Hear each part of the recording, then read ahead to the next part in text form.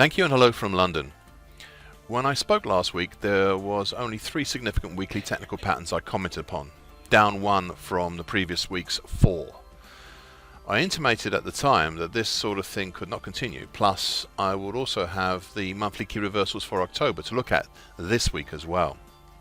So we're here now, this week, and looking back, last week's action produced 12 weekly key reversals plus 5 monthly key reversals for October. Time is limited, so I'll highlight some of the interesting points. In the currencies, there were weekly key reversals down in Euro-Dollar and US dollar against the Colombian peso. There was also a weekly key reversal up in US dollar against the Romanian leu. In all these, so far this week, we've not had a follow-on. Interestingly, in US dollar Mexican peso, we also had a weekly key reversal up, which, though not seeing a follow-on higher as yet this week, has prompted me to question whether the action since September is a topping action or a bullish halfway hesitation. Now this question is still out there, and I deal with it more fully in my daily FX videos. In commodities, we had weekly key reversals down in NYMEX RBOB futures and in ICE Brent crude oil futures. These were the only 2 seen in the energy complexes, either side of the pond. RBOB has this week had a limited move lower. Meanwhile in Brent, well, there seems some confused action, as this past Monday we saw a daily combined key reversal up and bullish engulfing pattern.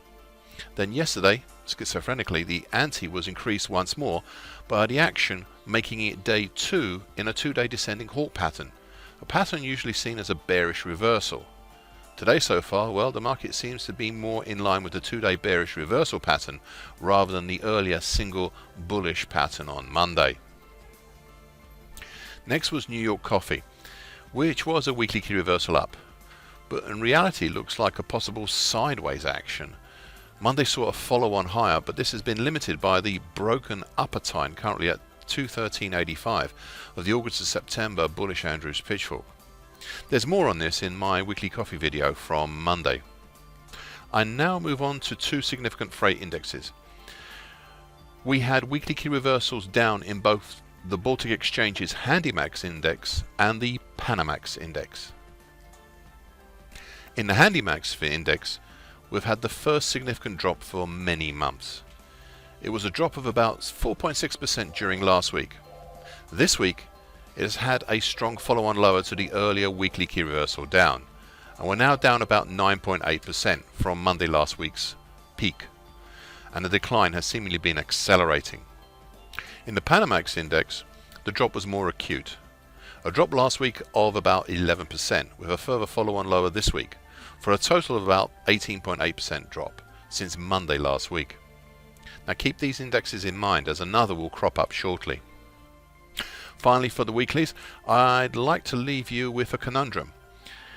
We had weekly key reversals down in the Chinese CSI 300 stock index and in the Shanghai Composite Stock Index.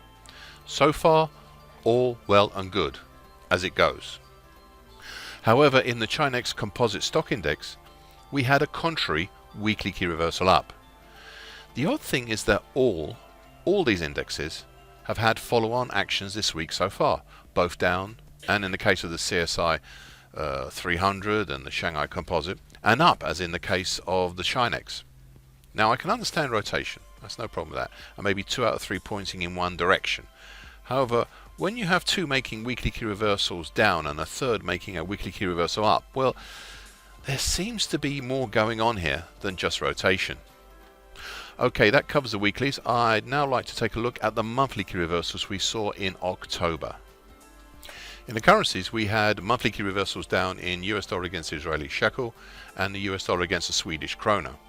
Now we've had a good follow-on lower this week to the monthly key reversal down in US dollar against the Israeli shekel. In the US dollar Swedish krona, not so much. More of a volatile sideways action so far. Please just remember, these are by their nature longer-term strategic actions, and to expect an immediate follow-on is not usually expected, though it is welcome when it happens. In the commodities, we had a monthly key reversal up in LME 3-month nickel. This was unusual, as it was an immediate countering monthly key reversal up, countering September's previous monthly key reversal down.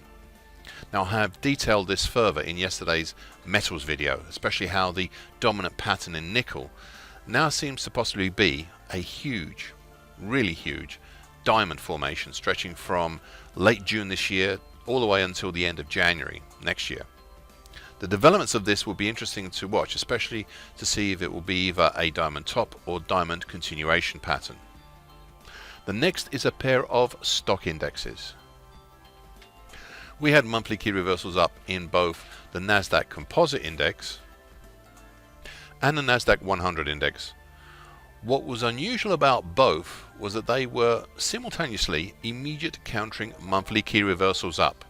Yes, both were immediate countering ones to the earlier September monthly key reversals down. And we had no other US stock index or stock index future that I cover making any such move. Finally, I mentioned earlier how I'd like you to keep in mind the weekly key reversals downward seen in the Baltic Exchange HandyMax Index and the Panamax Index. Well, I'd now like to talk about another Baltic index, the Supramax Index. This index did not make a weekly key reversal down last week, like the others. No, it instead seems that this index has taken off lower earlier than the others, a leader in its way lower, if you will. The Supramax Index made a monthly key reversal down in October. The fall from the high on the 21st of October until the end of the month has been a drop of nearly 17%, and the move down from the end of October till yesterday has accelerated further, such that we now have a fall from the 21st of October until the close of business last night of about 24%. This is the sort of move you would normally see in a cryptocurrency, but instead it is in the real world and is reflective of a possible change in shipping costs. That's it. I am always happy to answer any questions with anyone who is interested, and with that I'll finish this section from London. I hope you found these comments useful.